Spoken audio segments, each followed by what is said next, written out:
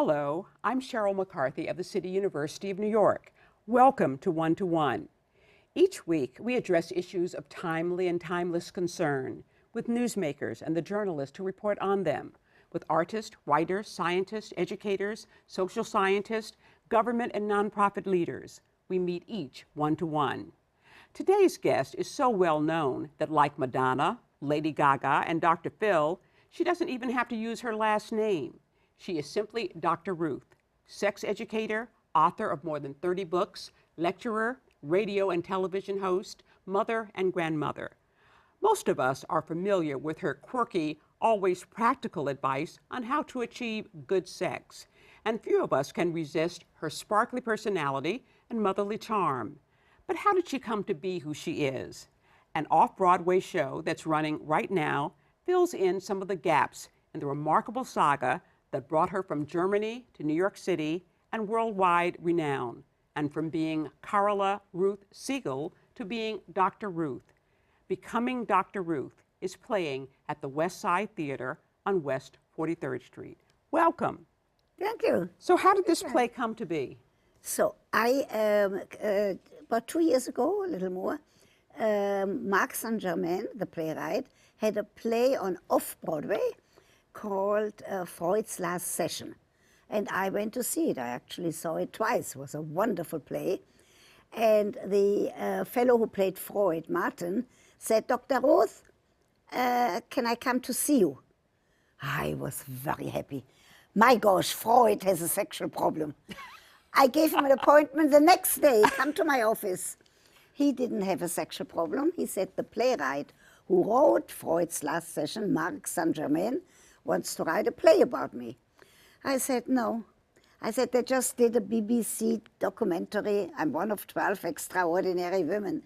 I said, I don't want to dig into my past again. And then I went home. On my answering machine, I found a message from Marc Saint-Germain that was so sweet. He said that he appreciates what I've done and who I am. He would never do anything that I wouldn't want. I call. I said, let's meet tomorrow. 2 seconds after I meet him, I said, go ahead. You were seduced, in other words. Seduced is the right word, but he's married. Be careful. Okay. Now, Deborah Jo Rupp is the actress who plays you. Do you think what do you think of her performance, and does the play give an accurate account of your life? Now, first of all, congratulations to you, Cheryl, that you went to see the play, which means you do your homework. I like that. I'm a good professor. Yale, Princeton, and now Columbia. I get an A, okay. You get an A. Who knows, maybe an A+. So, she does a superb job because it's exactly capturing the sadness of some of my background. Nazi Germany, there's a picture of Hitler, if you remember, and she captures my spirit to acknowledge the terrible past, that I was an orphan at the age of 10 and a half, but to also, she is fantastic in giving credit to my spirit of saying I have to make a dent in the world. I'm the only one who can talk like this openly about sex in those years. Today everybody talks about it. So I have to use that ability to make a dent in family life, in saying how important it is to have sexual satisfaction in your relationship, how important the relationship is. And she goes from the sadness to the hilarious with some of the questions that I answer on the radio and on television. And she does a super job. The play is really about how your background, your family background, your history contributed to who you became. You grew up in an upper middle class Orthodox Jewish family in Frankfurt, Germany. Happy childhood, it sounded like. A superb happy childhood. A grandmother who lived with us, who had nothing else to do but to take care of me. She was a widow. She was very learned, and she was very religious. And that's that's her function. My father and mother lived in her apartment, and until the age of 10 and a half, I went to a wonderful Jewish school, the Samson Raphael Hirsch School in Frankfurt, and I had lots of friends. I was an only child, But You credit your grandmother with encouraging you to have a very cheerful personality, that people respond to that. right. It's very interesting because during the writing, based on my autobiography, based on interviews with me that Marc Saint-Germain did, he interviewed my daughter, Miriam, my son, Joel. He interviewed Pierre, who is my Minister of Communications for 32 years now. And it's very interesting. She captures, and Marc Saint-Germain, in writing it, this kind of importance of keeping your head up, of not becoming depressed, because then you are of no use to anybody, but not to deny the upbringing and not to deny the horrible experience that I've had by being sent to an orphanage. Right, because your father was taken away to one of the Nazis come in. Yeah. Your father's taken away to a work camp. You never see him again. Right. And at age 10, was it age 10 that you were sent 10 on and one of the kinder transports to Switzerland, And which you know, Cheryl, saved your life? Right. Cheryl, if I wouldn't have been on that train to safety to Switzerland, and I stayed in that orphanage for 6 years during the whole World War II until the Allied won the war, thank God, I would not be here because I would have perished with my whole family. The grandparents on the other side, on my mother's side, the grandmother on my father's side. And so I'm very grateful. I go to Switzerland every year. Do you? Yes. And you never saw any of your family again never saw them after again. that. What was it like realizing, coming to the realization that you would probably never see them again? You know, it took a long time. In my diaries, it's wonderful that the teacher at the home in Switzerland, at the orphanage, encouraged us to write diaries, which I still have, and used my autobiographical book on that.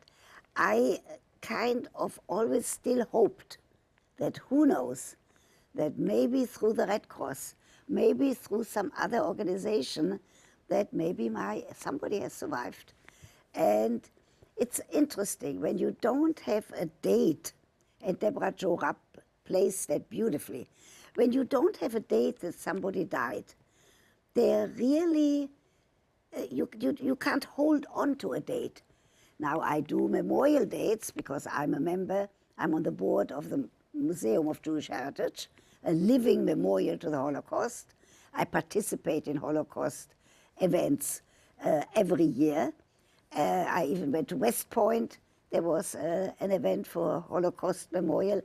So, but it's difficult to have then the mourning that is so important. Right, if you have no date. Right. Right. In the Jewish tradition, mourning is something wonderful because you sit in the apartment for 7 days and then you walk around the neighborhood saying a certain prayer to show your face to the neighborhood by saying, I have been in deep mourning. The 7 days are over. There are 30 more days of some kind of mourning, but not so strict. And you say to the community, I'm available to be part of the community again. Right, and then you go on with your life. Right. At 18, I think it was 18, you moved to Palestine. Why'd you go to Palestine? First of all, I was in Switzerland knowing that we couldn't stay in Switzerland once the war was over. To go back to Germany was no question. And I became an ardent Zionist because I believed and still believe, I go to Israel every single year. I believe that Jews need a country of their own. If they had had an Israel, then there would have been a country to take those Jews in danger from Germany, from Poland, from all of the other European countries that Hitler captured. So I became an ardent Zionist. I'm still going every year. However, I have no complaints about being Dr. Ruth in the United States. When I was in Israel in 1948, all of us, it wasn't an act of heroism on my part, all of us participated in some kind of military group. And I became a sniper in the forerunner of the Israel Defense Right. Forces. It's called the Haganah. Okay. And I have to tell you, I don't know how they come. I'm 4'7". I wasn't taller then, maybe an inch taller, not much. But you could shoot. I could aim and shoot, and I knew how to throw hand grenades, but I've never killed anybody. Okay. But I'm not going to mess with you anyway. No, but if I had to kill somebody, I would say, stand there and I shoot through your legs. But I was very badly wounded. You were in a explosion, right. You had your first sexual experience in the kibbutz that you lived on, and I gather that's typical for Jewish young people. That's where they often come to sexual awakening. Maybe in some extent. It's a wonderful, simple life. You dance the whole night on Friday night. You live in the countryside. You work very hard. I worked very hard. But at the same time, you have that enthusiasm that you know that you are doing something for the Jewish people. Right. And the guy, I won't mention his name, because we were friends for a very long time. He's still alive. I'm still friends with his wife. But he was in the British army fighting the Nazis from Egypt. And he looked fantastic. Cheryl, you can't imagine. In that uniform, he was just, I must have had something for uniforms already then. And we had a wonderful love affair. Okay. And I don't want to generalize about who loses their virginity, but I did consciously talk about it because it was a wonderful experience. Okay, well, that's great. You married a young Israeli soldier, and because you wanted to study medicine, you moved to Paris, where you studied at the Sorbonne. That marriage ended, and you wound up winning a scholarship to the New School here in New York, came here with your French boyfriend. And I have to tell you, there is now, which it doesn't say in the play, but I'm telling you, Cheryl, there is now a Ruth Westheimer Fellowship that pays tuition for other students. At the New School? Yes. Okay. There's also one at Teachers College, Columbia University, because they lent me money for my doctorate. Okay. The New School gave me money for my master's. Okay. And I'm somebody, if you want to describe me in terms of my academic background, I'm very grateful. Okay. So there are scholarships all over. If you find some people who want to give me some money, whoever gives me money for the scholarships, not for me, has good sex for the rest of their lives. Oh, my goodness. Oh, well, I think the phones are going to be ringing. We're going to take a short break, then we'll be back with more with Dr. Ruth Westheimer after the following message.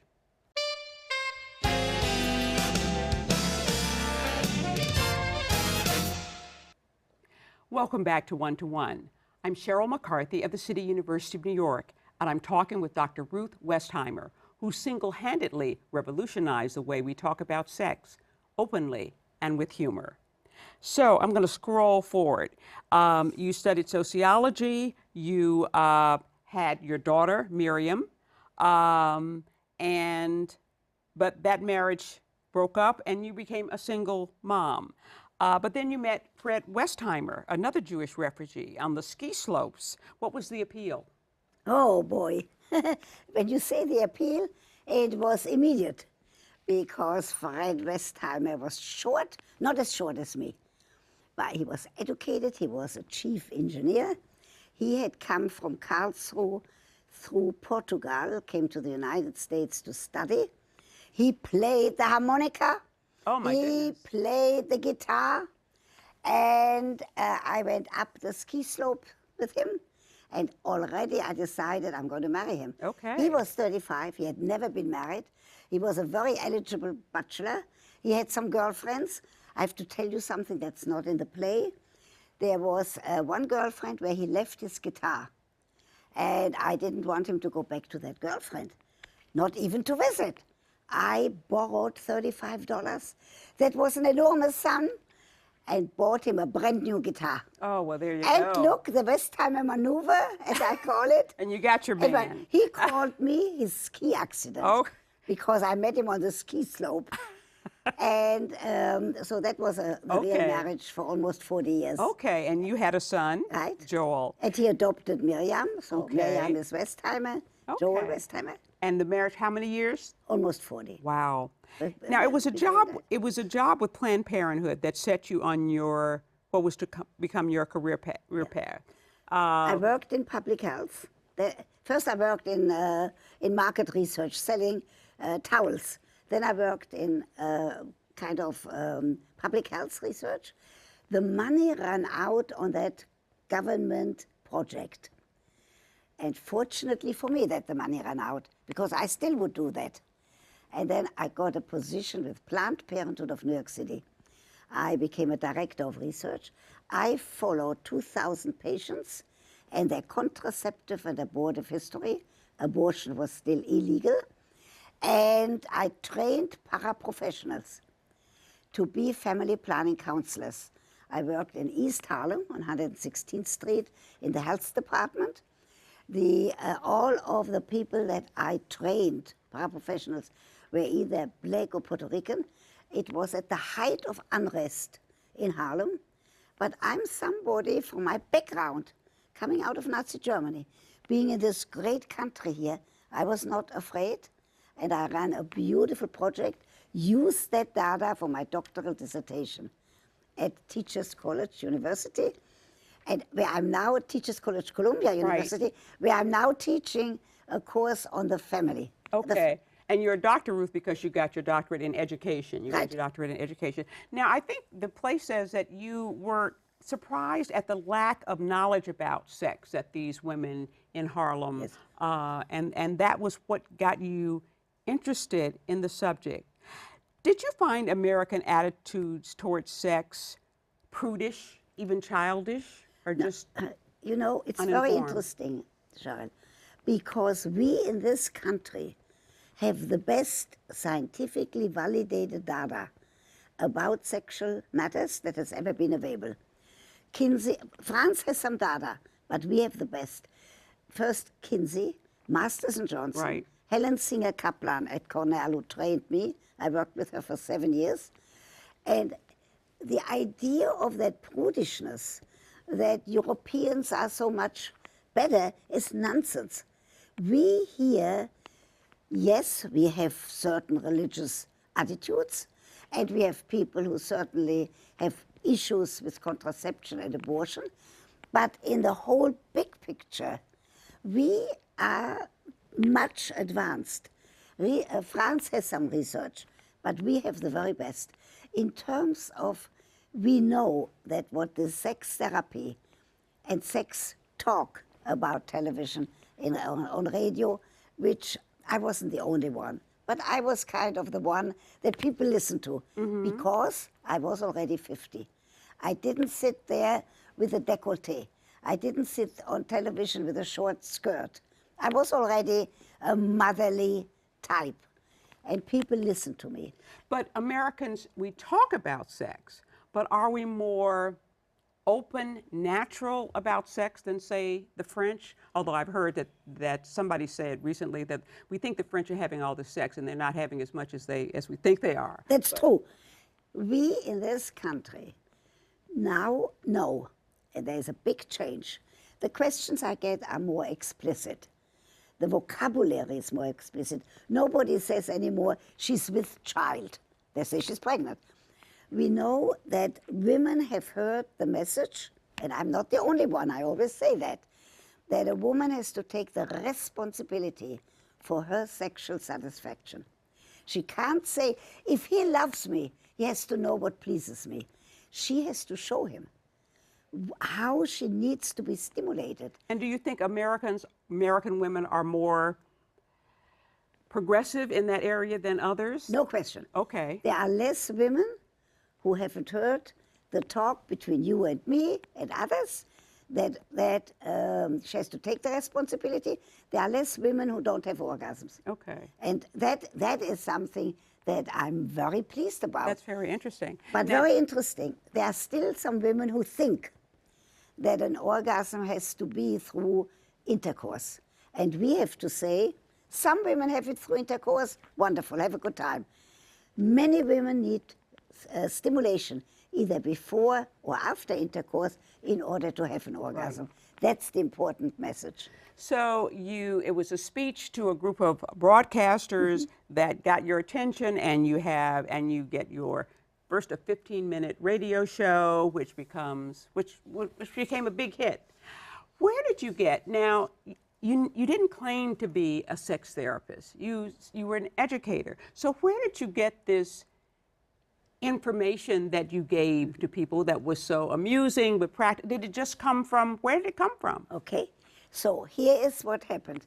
First, I did 15 minutes. I built it up slowly. Then I did 10 years on WYNY, NBC radio, across this great country and Canada. And where I always said, on the air, you cannot do therapy. I am a sex therapist. On the air, you can only educate. People who need further help have to see a professional. So, but I could tell people, go and see a professional. I could tell people, and I did it with humor, because in the Jewish tradition it says, a lesson taught with humor is a lesson retained. Mm-hmm. So I couldn't tell a joke, but I could use humor to teach, which I still do. So where'd you get ideas like, the whipped cream? Where did this come from? That's very funny. I see that you did see the show. I'm very happy about that. Anything, when somebody asked me about a certain position, and I said, if that doesn't look right to you, practice on an ice cream cone, use some whipped cream, try to make believe it's a banana, and everybody got the message. I didn't even have to be more explicit. I think that came out a little bit of my head by saying I have to make it into a way that is scientifically correct to do the basis. That's why I worked at Cornell with Helen Singer Kaplan for 7 years.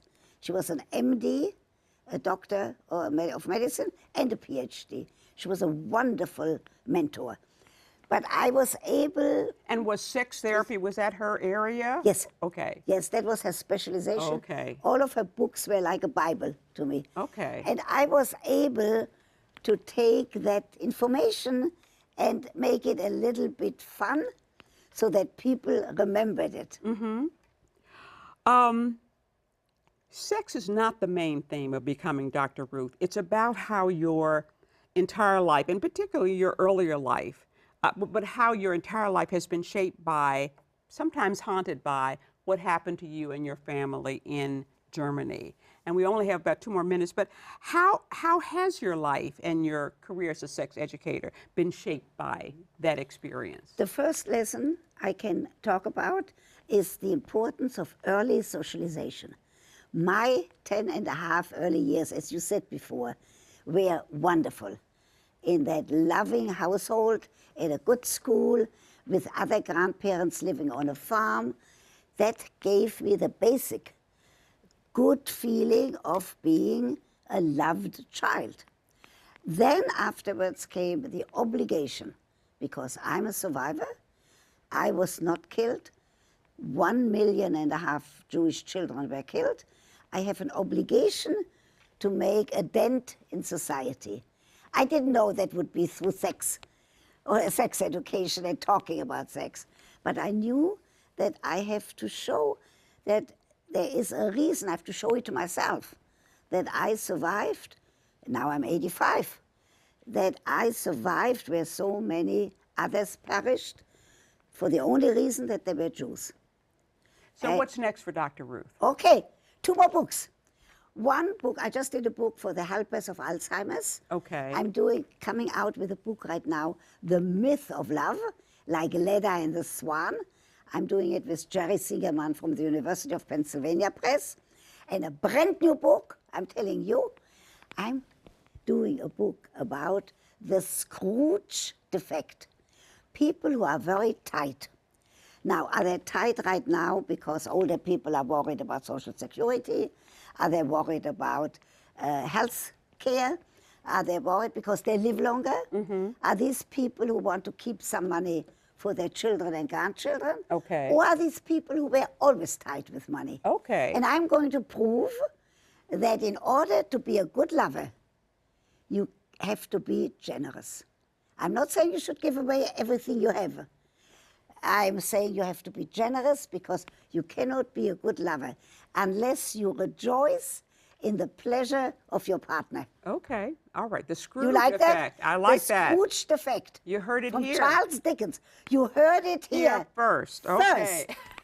It just happens. I just signed the contract. Okay. The book will be out very shortly. Okay. Well, we're looking forward to that. Thank you. I want to thank Dr. Ruth Westheimer for joining me today. Read one of her books, see Becoming Dr. Ruth at the West Side Theater on West 43rd Street, or hear her speak at one of her many lectures around town. For the City University of New York and One to One, I'm Cheryl McCarthy.